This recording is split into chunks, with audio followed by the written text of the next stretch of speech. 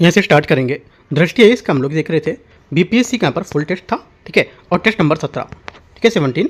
इसका पार्ट 1 कर चुके थे, पार्ट 2 यहाँ पे आज इसका खत्म करेंगे। पार्ट 2 कहने का मतलब जो क्वेश्चन छोड़े थे 75 करा के उसके आगे से कवर करेंगे, 150 तक आज खत्म करेंगे। उसके बाद अगला पेपर हम लोग केजीएस का करेंगे, ठीक है। आते स्टार्ट करते हैं केजीएस, और यहाँ पर अभी जो एक एडिटोरियल का भी बचा हुआ पेपर वो भी कवर करेंगे। आते स्टार्ट करते हैं क्वेश्चन, देखते हैं जो आगे छोड़े थे उसके बाद से। क्वेश्चन नंबर 77 तक कर चुके थे हम लोग, 78 से देखते हैं। 78 बोला है कोलाइडल विलयन जो होता है उसके बारे में विचार करना कौन सा गलत है। कोलाइड के कणों को नग्न आंखों से देखा जा सकता है। यह टेंडर परमाणु की घटना कोलाइड विलयन के साथ जुड़ी होती है। यह कोलाइड के कणों को निस्यंदन प्रक्रम द्वारा मिश्रण से अलग नहीं किया जा सकता है। यह कोलाइड विलयन के कारण आपादिक छोड़ दिए जाते हैं पर शांत हो जाते हैं। कौन सा आंसर होगा इसका करेक्ट? करेक्ट आंसर हो जाएगा जो गलत है, कोलाइड विलयन के कणों को नग्न आंखों से नहीं देखा जा सकता है। यहाँ पर बोला देखा जा सकता है तो गलत हो जाएगा, इस वजह से यहाँ पर गलत है। बाकी सब इसके करेक्ट होंगे, ठीक है, क्योंकि कोलाइड के कणों को आंखों के लिए दृश्य होते हैं, वे प्रकाश की एक किरण को बिखेरते हैं जिससे क्या होता है इसका मार्ग दिखाई देता है और इस घटना को टिंडल प्रभाव के रूप में जानते हैं, ठीक है। आंसर क्या होगा? आंसर हो जाएगा ए करेक्ट है। क्वेश्चन 79 नंबर है, न्यूट्रॉन की खोज किसने की थी? एकदम सरल क्वेश्चन है, चैंडविक है ना। 79 का डी करेक्ट है। क्वेश्चन नंबर 80 प्राकृतिक स्रोत, और इसका अम्ल कौन कौन सा होगा, इसमें कौन सा सम्मिलित जो नहीं करेगा वो कौन सा सही सम्मिलित है, कौन सा नहीं, वो भी देख लेते हैं। देखो पहला हो जाएगा यहाँ से 79 80 नंबर में ये हो जाएगा सिरका। सिरका क्या होगा सोचो?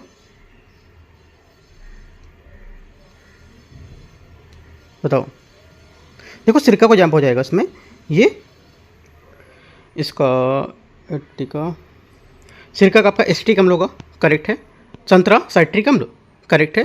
टमाटर आपका हो जाएगा ऑक्सेलिक अम्ल, है ना। टमाटर क्या होगा? ऑक्सेलिक अम्ल होगा, टार्ट्रिक एसिड नहीं होगा, ठीक है, तो गलत हो जाएगा। टमाटर वाला से गलत है। और चींटी का डंक मेथोनिक एसिड, ये यहाँ पर क्या होगा? करेक्ट है। गलत पूछा था तो सी गलत हो जाएगा। क्वेश्चन 81 आते हैं। 81 है निम्नलिखित में से कौन सा तत्व जर्मन सिल्वर का घटक नहीं है? जर्मन सिल्वर यहाँ पर घटक इसका नहीं होता है ना, तो क्या हो जाएगा? ये चांदी इसका घटक नहीं होता है, डी नंबर करेक्ट है। आगे आते हैं क्वेश्चन 82, लाइकेन के निम्नलिखित जीवों को उसके बीच सजीवी संबंध है, बताओ। आंसर हो जाएगा 82 का करेक्ट आंसर यहाँ से ये हो जाएगा शैवाल और कवक इसका सही आंसर है, ठीक है। 82 का सी आंसर करेक्ट होगा क्योंकि लाइकेन सजीवी संबंध है जिसका अर्थ है कि शैवाल और कवक के बीच पारंपरिक रूप से लाभकारी संघ और शैवाली भाग जिसे फाइटो या फाइको बियोन्ट कहा जाता है और ये स्वपोषी होता है, ठीक है। जबकि कवक भाग जिसे माइक्रो या माइको बियोटेट के नाम से जानते हैं वो विषमपोषी होता है। आंसर क्या होगा? 82 का सी करेक्ट है। 83 आते हैं।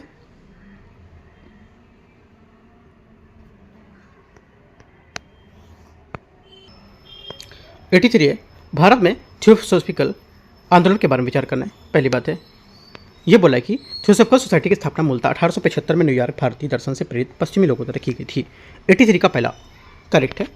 इस आंदोलन में वैज्ञानिक तर्कवाद के पक्ष में कर्म और पुनर्जन्म जैसी जो मूल हिंदू मान्यताएं थी उसको अस्वीकार किया था। सेकंड क्या होगा?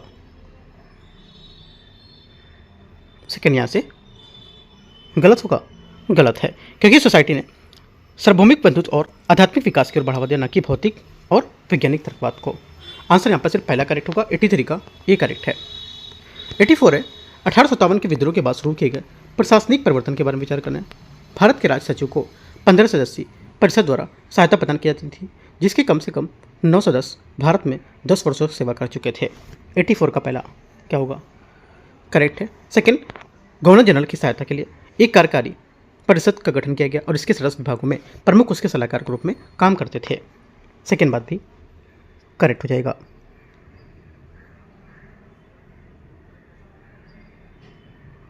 दोनों बातें सही हैं, आंसर सी 84। 85 नंबर 84 नंबर है 1857 के विद्रोह के बाद शुरू किए गए प्रशासनिक परिवर्तन के बारे में कौन सा सही होगा, है ना। तो क्या होगा इसका? दोनों बातें करेक्ट है क्योंकि यहाँ पर गवर्नर जनरल सचिव को 15 सदस्यीय परिषद द्वारा सहायता प्रदान की जानी थी और इनके कम से कम 9 सदस्य भारत में 10 वर्षों तक सेवा कर चुके हों और गवर्नर जनरल की सहायता के लिए एक कार्यकारी परिषद का गठन किया होगा जिसके सदस्य विभागों में से उनके सलाहकार के रूप में काम करते हो। आगे आते हैं, दोनों बातें सही है। 85 नंबर है, भारतीय परिषद 1852 के बारे में विचार करना है। अधिनियम ने सदस्यों को वार्षिक बजट पर चर्चा करने की अनुमति दी थी, लेकिन उस पर मतदान करने या संशोधन करने की अनुमति नहीं दी थी। 85 का पहला स्टेटमेंट यहाँ से क्या होगा? पहला स्टेटमेंट एकदम करेक्ट है। ठीक है। सेकेंड यहाँ से उस सदस्यों को अनुपूरक प्रश्न पूछने की अनुमति थी, लेकिन आंतरिक प्रश्न संबंधित मामलों पर नहीं। सेकेंड क्या होगा? सेकेंड यहाँ से गलत है, क्योंकि यहाँ पर यह भी अनुमति थी। ठीक है, तो पहला सही है, दूसरा गलत है। 85 का आंसर एक करेक्ट हो जाएगा। 86 आते हैं। 86 नंबर क्वेश्चन है, भारत में कांग्रेस पूर्व राजनीतिक संघ के बारे में विचार करना है। ईस्ट इंडिया एसोसिएशन की स्थापना दादा भाई नौरोजी ने लंदन में भारतीय कल्याण पर ब्रिटिश जनमत को प्रभावित करने के लिए की थी। पहली बात यहाँ से क्या होगी? करेक्ट है। Second, Indian association of Calcutta की स्थापना ईस्ट इंडिया एसोसिएशन के जमींदार समर्थक पूर्वग्रह के विरोध में की गई थी। सेकंड बात क्या होगी? सेकंड बात यहाँ से गलत है, क्योंकि ब्रिटिश इंडियन एसोसिएशन के जमींदार समर्थक पूर्वग्रह के विरोध में 1876 में सुरेंद्र बनर्जी के और आनंद मोहन बोस द्वारा इंडियन एसोसिएशन ऑफ कलकत्ता का गठन किया गया था। सेकंड गलत होगा, 1 करेक्ट है। 87 नंबर है, भारतीय राष्ट्रवादी आंदोलन में प्रतिनिधित्व के बिना कराधान नहीं का नारा मुख्य रूप से किस घटनाक्रम के विरोध में दिया गया था? आंसर क्या होगा 87 का? सही आंसर हो जाएगा यहाँ से, ये दिया गया था 1992 के अधिनियम के तहत परिषदों में निर्वाचित बहुमत और बजटीय शक्तियों का अभाव से। 87 का बी करेक्ट है ना। आगे आते हैं 88 नंबर, द इंडियन सोशलोजिस्ट पत्रिका 1905 में लंदन में स्थापित किस क्रांतिकारी केंद्र के से प्रकाशित हुई थी? आंसर क्या होगा? 88 का आंसर हो जाएगा यहाँ से करेक्ट क्या? 88 का सही आंसर हो जाएगा यहाँ से बी करेक्ट है। इंडिया हाउस इसका सही आंसर होगा। इंडिया हाउस की स्थापना वर्ष 1905 में श्यामजी कृष्ण वर्मा द्वारा ब्रिटेन के भारतीय राष्ट्रवादी छात्रों के लिए एक केंद्र के रूप में लंदन में की गई थी। ये क्रांतिकारी गतिविधियों का केंद्र भी बन गया था और यहाँ उग्र युवाओं का आश्रय भी दिया गया था। आगे क्वेश्चन 89 नंबर आते हैं। कुंडारत घोषणा निम्नलिखित में से किससे संबंधित है? 89 का आंसर हो जाएगा, ये संबंधित है वेलुथम्पी का विद्रोह से। बी 89 का करेक्ट आंसर हो जाएगा। ठीक है, और इस घोषणा के कारण व्यापक विद्रोह हुआ था और इसे दबाने के लिए एक बड़े ब्रिटिश सैन्य अभियान की आवश्यकता पड़ी थी और महाराजा ने इस विद्रोह का पूर्ण समर्थन नहीं किया था और बाद में ब्रिटिश पक्ष चले गए थे। क्वेश्चन नंबर 90 आते हैं। 90 नंबर है, 1859 के नील विद्रोह के संबंध में विचार करना है, कौन सा सही होगा? इसका नेतृत्व बंगाल के नदिया जिले में दिगंबर विश्वास और विष्णु विश्वास ने किया था। 90 का पहला स्टेटमेंट यहाँ से करेक्ट है, पहली बात यहाँ से सही है। सेकेंड, दीनबंधु मित्र का नील दर्पण नाटक इसी आंदोलन के दौरान लिखा गया था। सेकेंड बात भी करेक्ट है, दोनों बातें सही हैं। सही पूछा है तो आंसर सी। 91 है, ब्रिटिश भारतीय प्रशासन के संबंध में हाफ लोफ सिस्टम शब्द किस अधिनियम को संदर्भित करता है? ये संदर्भित करता है 91 का करेक्ट आंसर हो जाएगा पिट्स इंडिया एक्ट 1784, इसका सही आंसर होगा। ठीक है, 92 आते हैं। 92 नंबर, निम्नलिखित में से किसने भारत में अंग्रेजी शिक्षा के माध्यम से रक्त और वर्ण सिर्फ भारतीय परंतु रुचि और बुद्धिमान में अंग्रेज व्यक्तियों को एक वर्ग विकसित करने के लिए विचार समर्थन किया था? आंसर क्या होगा? 92 का हो जाएगा थॉमस मैकाले। सी यहाँ से सही आंसर है। थॉमस बैबिंगटन मैकाले का मानना था कि भारत में अंग्रेजी शिक्षा को प्रोत्साहन देने से एक ऐसा वर्ग तैयार होगा जो रक्त और वर्ण से भारतीय होगा परंतु रुचि विचार आचरण में अंग्रेज होगा। ऐसे व्यक्ति ब्रिटिश शासकों और भारतीय जन समुदाय के बीच मध्यस्थ की भूमिका निभाएंगे। यह वर्ग पश्चिमी नैतिक मूल्यों और व्यवहार संहिता को आत्मसात करेगा और औपचारिक शासन की संरचनात्मक स्थिरता को सहायक सिद्ध करेगा। 92 का सी करेक्ट है। 93 नंबर है, मुगल बादशाह फारूक शेर के दरबार में 3 प्रसिद्ध फरमान प्राप्त करने वाले एक अंग्रेजी मिशन का नेतृत्व किसने किया था? करेक्ट आंसर 93 का हो जाएगा, ये क्या था? जॉन सुरमन, इसका आंसर होगा। 1715 में जॉन सुरमन के नेतृत्व में एक अंग्रेजी प्रतिनिधित्व मंडल ने मुगल सम्राट फारूक शेर के दरबार में दौरा किया था और वहां से 3 महत्वपूर्ण फरमान प्राप्त किए थे। इन फरमान के माध्यम से ब्रिटिश ईस्ट इंडिया कंपनी को बंगाल, गुजरात और हैदराबाद में महत्वपूर्ण व्यापारिक विशेषाधिकार और रियायतें प्रदान की गई थी, जिससे भारत में कंपनी की वाणिज्यिक स्थिति अत्यंत सशक्त हो गई थी। 93 का डी। 94 आते हैं। निम्नलिखित में से किसने अफगानिस्तान के प्रति कुशल आक्रमणता की नीति शुरू की थी? आंसर 94 हो जाएगा। ये शुरू की थी। करेक्ट आंसर लॉर्ड लॉरेंस इसका सही आंसर होगा। ठीक है, 1864 से 1869 इस टाइम पीरियड में इसने कुशल आक्रमणता की नीति शुरू की थी, जो भारत के वायसराय के रूप में उसके कार्यकाल के दौरान अफगानिस्तान के प्रति ब्रिटिश नीति के मार्गदर्शक सिद्धांत बनी थी। यह नीति प्रथम अफगान युद्ध की विफलताओं के प्रति प्रतिक्रियाशील और स्वरूप अपनाई गई थी, जो व्यवहारिक समझ और स्वतंत्रता के प्रति अफगानों की दृढ़ आकांक्षाओं को गहरी अंतर्दृष्टि पर आधारित थी।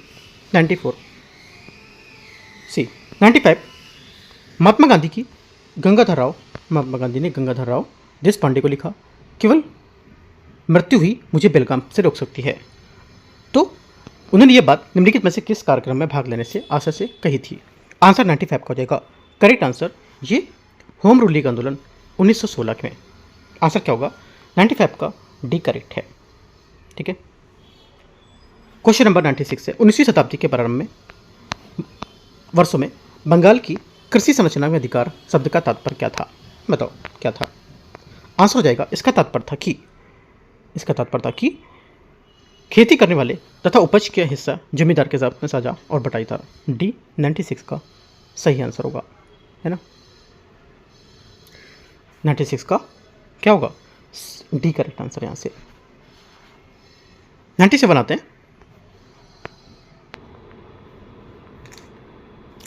97 नंबर है। इसमें बोले निम्नलिखित में से संथाल विद्रोह के प्रमुख नेता कौन थे? आंसर क्या होगा? 97 का आंसर हो जाएगा सिद्धू मुर्मू और कान्हू मुर्मू इसका सही आंसर होगा। 97 का क्या होगा? ए यहाँ से करेक्ट आंसर है। यह विद्रोह जमींदारों, साहूकार तथा ब्रिटिश अधिकारों की दमनकारी व्यवस्था के विरुद्ध निर्देशित था। ठीक है, आगे आते हैं। क्वेश्चन 98 निम्नलिखित में से कथनों पर विचार करने कौन सा सही होगा? मुगल मनसबदारी प्रणाली ने मनसबदारों को समानता नगद भुगतान करने के क्रम में उन्हें अपना पद और दायित्व बनाए रखने हेतु प्रत्यक्ष पारिश्रमिक प्रदान किया था। पहला क्या होगा? 98 का पहला स्टेटमेंट गलत है, क्योंकि मुगल प्रशासन में मनसबदारी प्रणाली के माध्यम से अपने कुलीन वर्ग और सैन्य टुकड़ियों को प्रबंधन के लिए एक जटिल और कुशल प्रणाली विकसित की थी, जो पद में वेतन और सेवा को दायित्व को लेकर पदानुक्रमित और संगठित तरीके से जोड़ती थी। सेकेंड, मासिक वेतन प्रणाली के तहत सैनिकों और घोड़ों की संख्या कम हुई थी, जिन्हें एक सरदार को पद के बदले बिना बनाए रखना होता था। सेकेंड बात क्या है? सेकेंड बात यहाँ से करेक्ट होगी। ओनली 2 करेक्ट है। Answer B. क्वेश्चन 99 नंबर है। अभिकथनीय कारणार्थ उज्बेक आक्रमणों को रोकने के लिए मुगल क्षेत्रों को सुरक्षित करने के लिए अकबर ने हिंदू कुश के समांतर एक रक्षात्मक सीमा स्थापित की थी। 99 का क्या होगा? पहला स्टेटमेंट 99 का यहाँ से क्या होगा? ये करेक्ट है, पहली बात सही है। सेकेंड, अब्दुल्ला खां उज्बेक के साथ हिंदू कुश को सीमा के रूप में परिभाषित करने के लिए समझौते ने काबुल और कंधार कर उज्बेक दावों को प्रतिबंधित किया था। सेकेंड भी आंसर सही होगा। और जो अब्दुल्ला खान उसके उज्बेक के साथ समझौते पर विशेष रूप से ये सुनिश्चित किया था कि उज्बेक काबुल और कंधार पर दावा नहीं करेंगे, जो सीधे तौर पर बताता था कि अकबर के रक्षात्मक उपाय के रूप में हिंदू कुश सीमा को स्थापित किया था। दोनों बातें करेक्ट है। इसकी व्याख्या क्या कर रहा है। 100 नंबर है। 100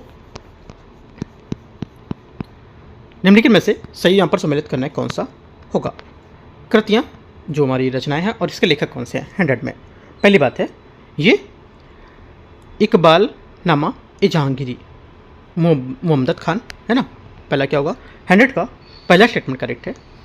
पातशाह नामा मिर्जा मोहम्मद काजिम, ये बात क्या होगी? गलत हो जाएगी, क्योंकि सेकेंड वाली गलत है, क्योंकि यहाँ पर पातशाह नामा शाहजहां द्वारा अधिकृत तथा मोहम्मद अमीन काजवीनी और बाद में अब्दुल हमीद लाहौरी द्वारा लिखा गया था। तीसरा है आलमगीर नामा मोहम्मद अमीन काजवीनी, ये बात गलत है भी। ठीक है, क्योंकि आलमगीर नामा की रचना मिर्जा मोहम्मद काजिम ने की थी। सिर्फ 1 करेक्ट है। आंसर 1 से होगा। 101 नंबर है। निम्नलिखित में से कौन सा सही सम्मिलित है पद और विवरण में? देखते हैं।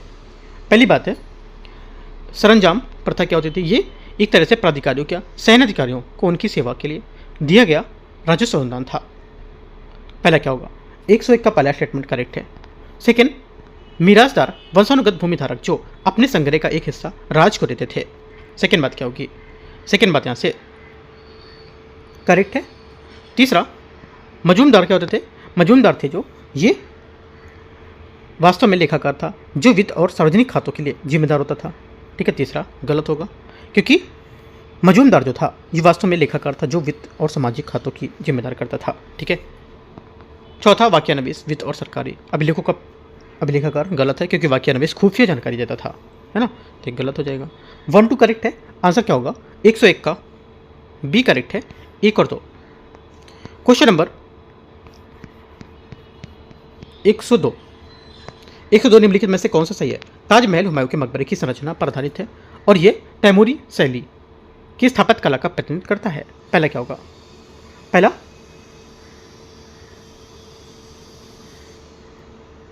क्या होगा?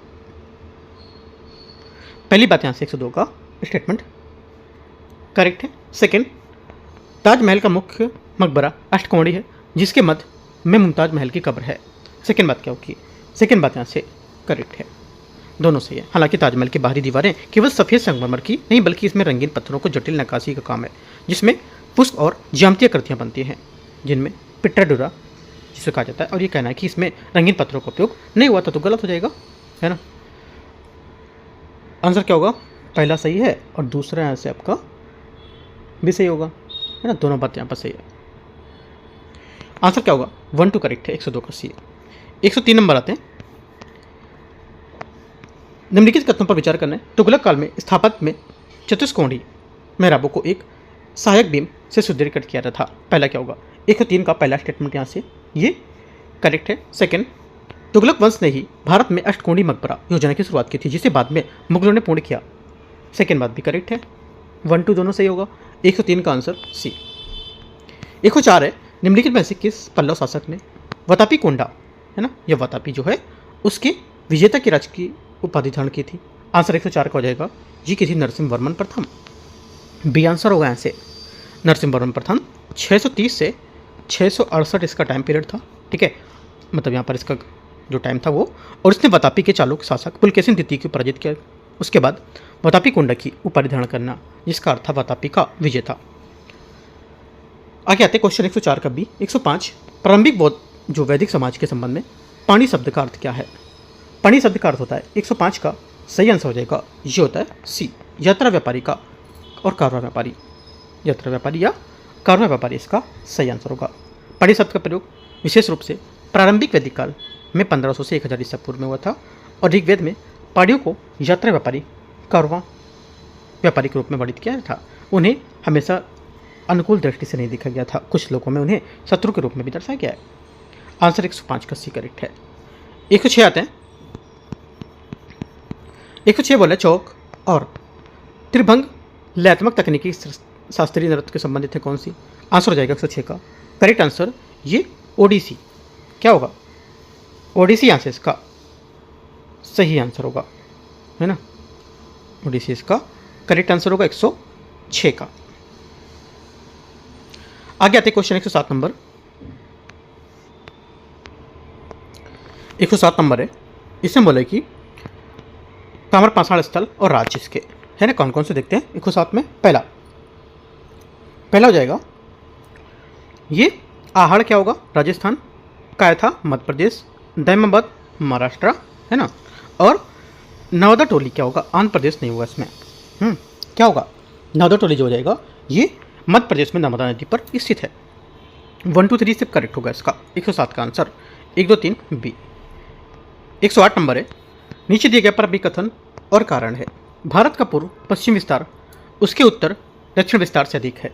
108 का पहला स्टेटमेंट यहाँ से गलत है ना, क्योंकि यहाँ पर उत्तर पूर्व मतलब पूर्णतः उत्तरी गोलार्ध में स्थित भारत का पूर्व मुख्य भाग जो है भूभाग 8 डिग्री 4 मिनट और 37 डिग्री 7 मिनट उत्तरी अक्षांश तथा 68 डिग्री 7 मिनट और 97 डिग्री 25 मिनट पूर्वी देशांतर के मध्य विस्तृत है। इसका उत्तर से दक्षिण विस्तार लगभग 3214 किलोमीटर है तथा पूर्व से पश्चिम विस्तार लगभग 2933 किलोमीटर है।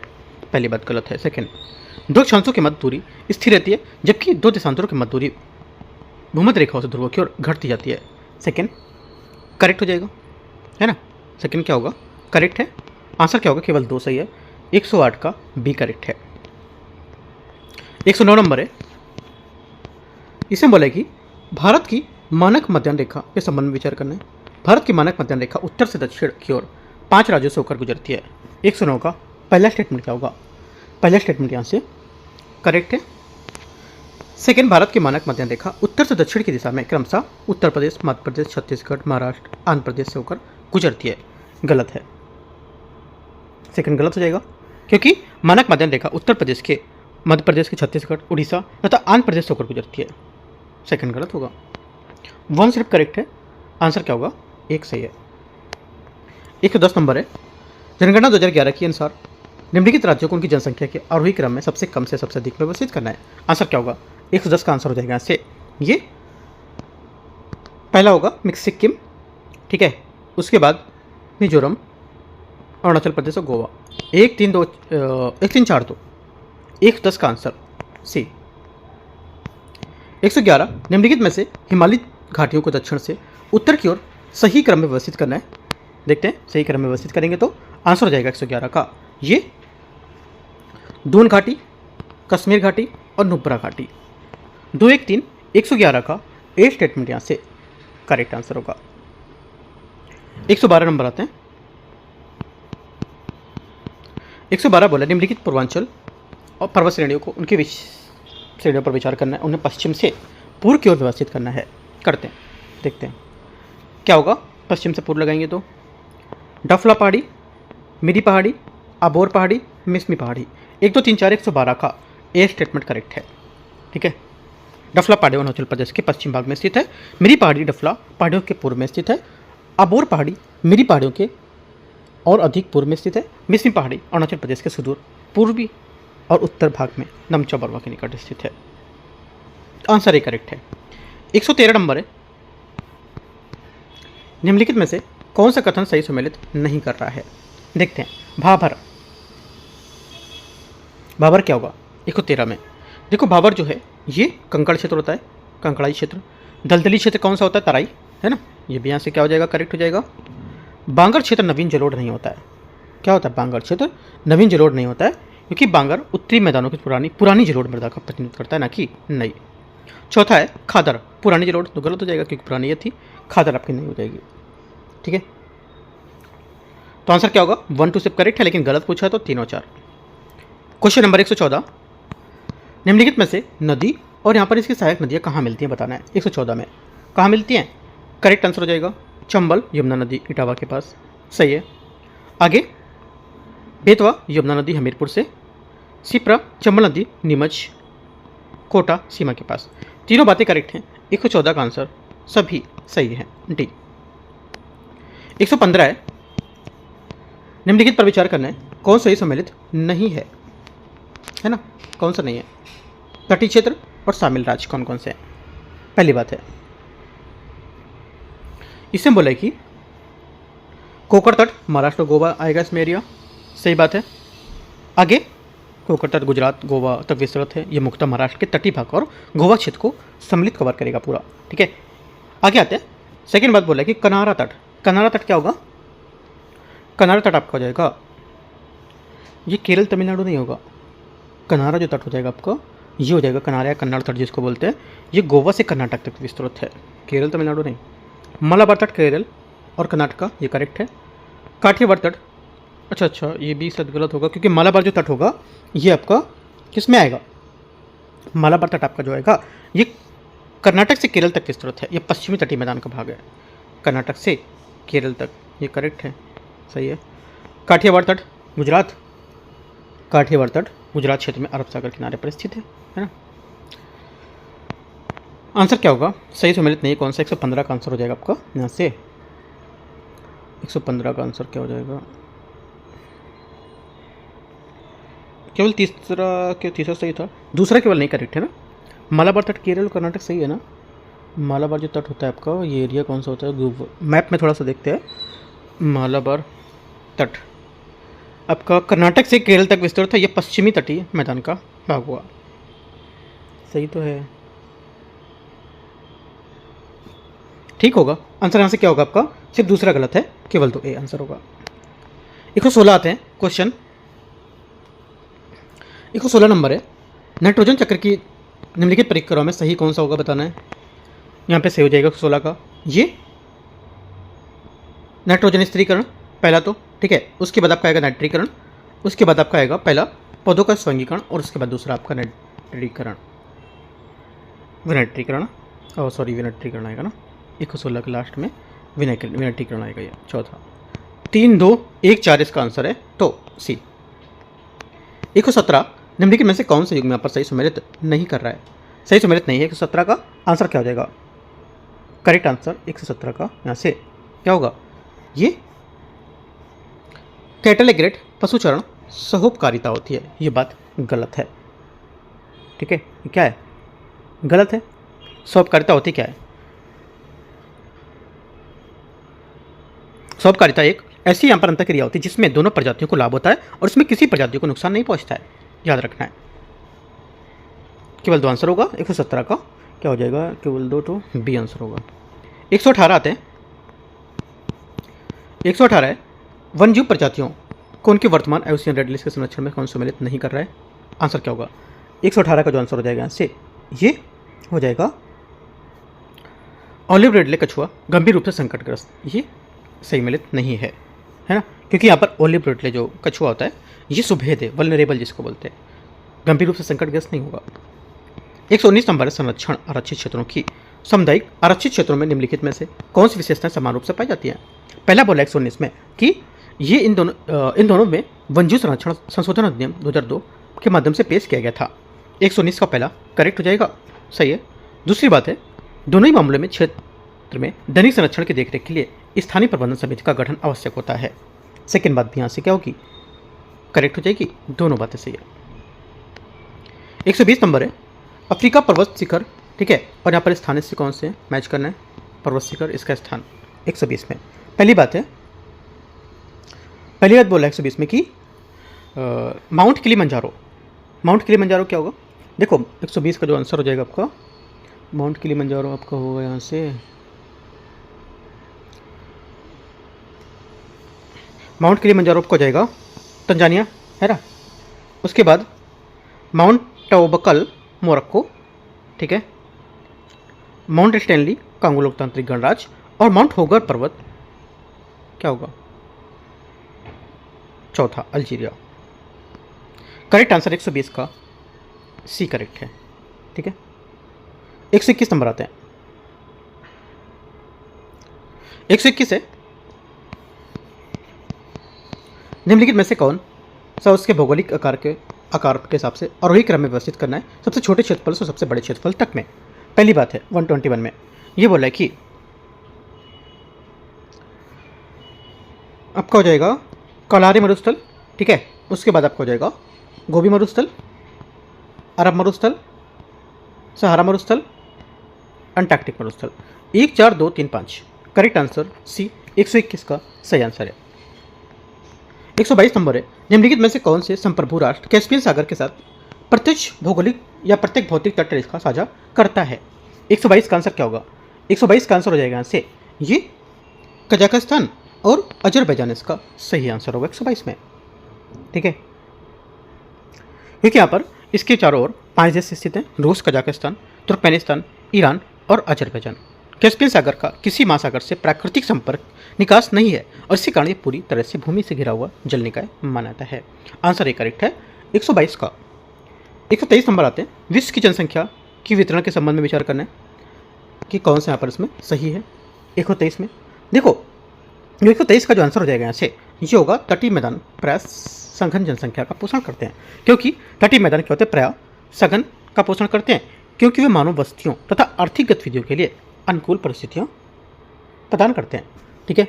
और इन क्षेत्रों में समानता, समतल भूमि, उपजाऊ मृदा, जल की उपलब्धता, मध्यम जलवायु तथा बेहतर परिवहन सुविधाएं पाई जाती हैं। तटीय क्षेत्र व्यापार, मत्स्य, औद्योगिक विकास और बंदरगाह आधारित गतिविधियों को भी प्रोत्साहन करते हैं। परिणामस्वरूप तटों के किनारे पर्याप्त बड़े नगर तथा शहरी केंद्र विकसित हो जाते हैं। आंसर 123 का सी करेक्ट है। 124 आते हैं 124, विश्व प्रसिद्ध खनिज भंडारों तथा खनन क्षेत्रों को से संबंधित में से कौन सम्मिलित नहीं कर रहा है?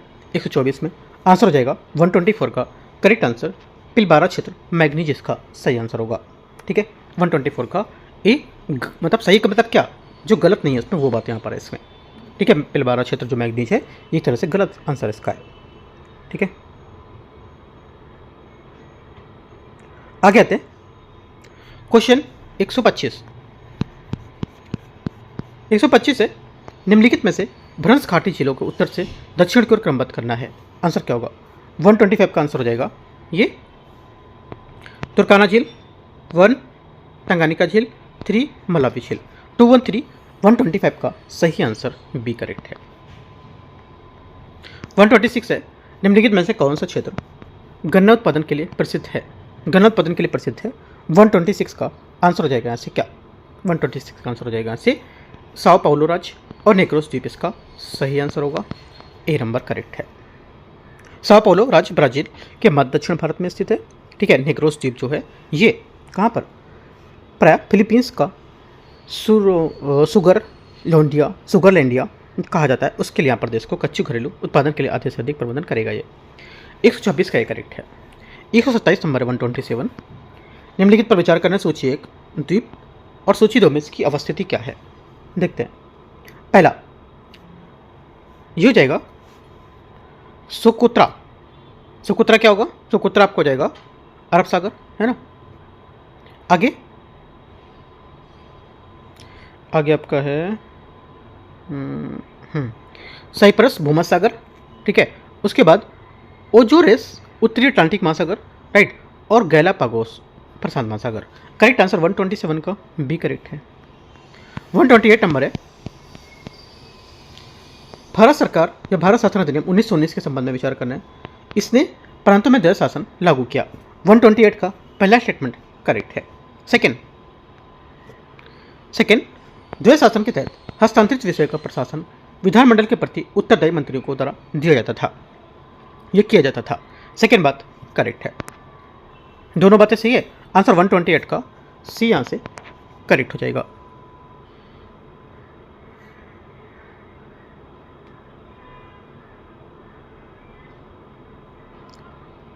आगे आते हैं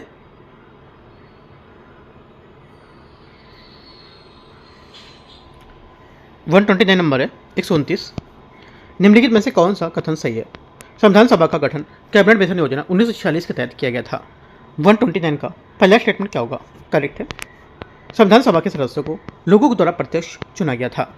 सेकंड क्या होगा? सेकंड गलत है, क्योंकि संविधान जो सभा है सदस्यों को प्रांतीय विधानसभा के द्वारा अप्रत्यक्ष रूप से चुना गया था। ठीक है। तीसरा, संविधान को 26 नवंबर 1949 को अपनाया गया था। तीसरी बात करेक्ट है। आंसर क्या होगा? 1 और 3 सही होगा। तो 29 का आंसर क्या होगा? 29 का आंसर ए करेक्ट है ना। हाँ, ए करेक्ट होगा। 1 और 3। 130 नंबर आते हैं 130 नंबर है, निम्नलिखित घटनाओं को सही कालक्रम के अनुसार व्यवस्थित करना है। कैबिनेट मिशन योजना, प्रारूप समिति का गठन, संविधान का अंगीकरण, संविधान सभा की पहली बैठक। कालक्रम के अनुसार लगाएंगे तो 130 का आंसर क्या आएगा? 130 का आंसर आएगा यहाँ से 1 4 2 3। कैबिनेट मिशन 16 में 1946, ठीक है। उसके बाद संविधान सभा की पहली बैठक 9 दिसंबर 1946, ठीक है। प्रारूप समिति का गठन 29 अगस्त 1947 और संविधान को अपनाया गया था 26 नवंबर 1949। 131 नंबर है 131। अनुच्छेद 368 के अंतर्गत संशोधन हेतु निम्नलिखित में से किसके लिए कम से कम आधे से राज्यों या आधे राज्य विधानमंडल द्वारा अनुमोदन आवश्यक होता है? आंसर क्या होगा? 131 का आंसर हो जाएगा राष्ट्रपति का निर्वाचन, सर्वोच्च न्यायालय का क्षेत्राधिकार और विधायी शक्तियों का वितरण। 1 2 4 मूल अधिकार इसमें नहीं होगा। 1 2 4 131 का आंसर ये करेक्ट है। 132 सूची 1 राज्य, सूची 2 लोकसभा की सीटें। देखते हैं। पहला ये हो जाएगा तमिलनाडु। क्या होगा? तमिलनाडु कब हो जाएगा? 39। कितना होगा? कर्नाटका कितना होगा? 28। उसके बाद आंध्र प्रदेश 25, तेलंगाना 17। करेक्ट आंसर यहाँ से 132 का ए करेक्ट है। 133 133 अभिकथन है कारणार्थ। लोकसभा में सूचित जातियों के लिए आरक्षित किसी सीट के चुनाव लड़ना वाला व्यक्ति किसी भी अन्य राज्य या संघ शासित प्रदेशों को अनुसूचित जाति का सदस्य होना आवश्यक होता है। पहला क्या होगा? 133 का पहला स्टेटमेंट यहाँ से करेक्ट है। पहली बात यहाँ से सही हो जाएगी, है ना। पहली बात क्या होगी? पहली बात यहाँ से करेक्ट है। सेकेंड बात है इसकी, सेकेंड बोला है कि अनुसूचित जाति या अनुसूचित जनजाति का कोई भी सदस्य उसके लिए आरक्षित न की गई किसी भी सीट के लिए चुनाव लड़ सकता है। एकदम करेक्ट है, दोनों बातें सही है। लोकसभा अनुसूचित जातियों के लिए आरक्षित सीट को लेकर चुनाव लड़ने की बात कर रहा था, यहाँ पर क्या गलत कर रहा था, ये उनके लिए चुनाव अनुसूचित जनजातियों के लिए कोई सदस्य को लेकर के आरक्षित न की गई उनकी बात कर रहा है ना। तो यहाँ पे आरक्षित की बात कर रहा है, यहाँ पे चुनाव लड़ने की बात करता है। तो यहाँ पर दोनों स्टेटमेंट क्या है, एक दूसरे की व्याख्या नहीं करते हैं, लेकिन बात दोनों करेक्ट है। आंसर 133 का हो जाएगा ए करेक्ट है। 134 नंबर है, दल बदल विरोधी संबंधित की घटनाओं को व्यवस्थित करना है। दिनेश गोस्वामी समिति का निर्वाचन सुधारों से संबंधित सिफारिश है। संविधान में 10वीं सूची का समावेशन की हो तो कौन मामले, सर्वोच्च न्यायालय का निर्णय और 91 संविधान संशोधन अधिनियम। चार बातें इनमें से बोला है कि सही कालक्रम के अनुसार लगाएंगे 134 में। सही कालक्रम के अनुसार हो जाएगा यहाँ पर आपका 134 का सही आंसर 2 1 3 4। सही आंसर 2 1 3 4। आंसर यहाँ से 134 का सी करेक्ट है। 135 आते हैं 135। निम्नलिखित में से कौन सा विधेयक संसद द्वारा संयुक्त अधिवेशन द्वारा पारित किए गए थे। 135 आंसर क्या होगा, 135 का करेक्ट आंसर हो जाएगा यहाँ से ये बैंकिंग सेवा आयोग निरसन आयोग अधिनियम, आतंकवाद निरोधक पोटा अधिनियम, दहेज प्रतिषेध अधिनियम, तीन होंगे 1 2 3 डी 135 का सही आंसर है। 136 नंबर है 136। 136 नंबर है।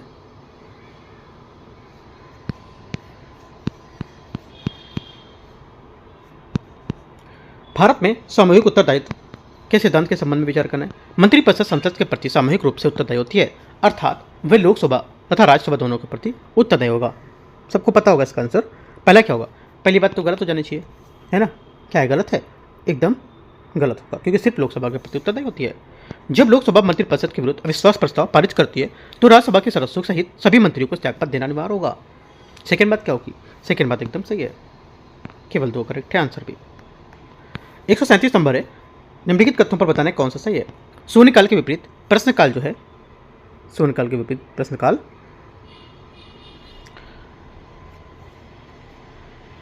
के तुरंत बाद शून्यकाल शुरू होता है और दिन नियमित काल सूची पर चर्चा होने जारी रहती है। पहला क्या होगा, देखो पहली बात यहाँ पर शून्यकाल के विपरीत एक प्रश्नकाल औपचारिक व्यवस्था होती है जिसका उल्लेख सदन में कार्यप्रणाली के नियमों में नहीं किया जाता है। तो पहली बात यहाँ से इसका स्टेटमेंट गलत है ना। पहली बात गलत हो जाएगी क्योंकि इसके विपरीत शून्यकाल अनौपचारिक होता है और नियमों में इसका उल्लेख नहीं है।